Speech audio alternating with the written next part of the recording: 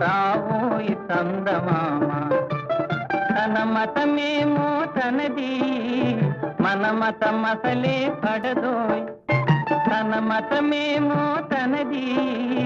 మన మతం అసలే పడదోయ్ మనము మనదను మాటే అననీ ఎదుటాననదోయ్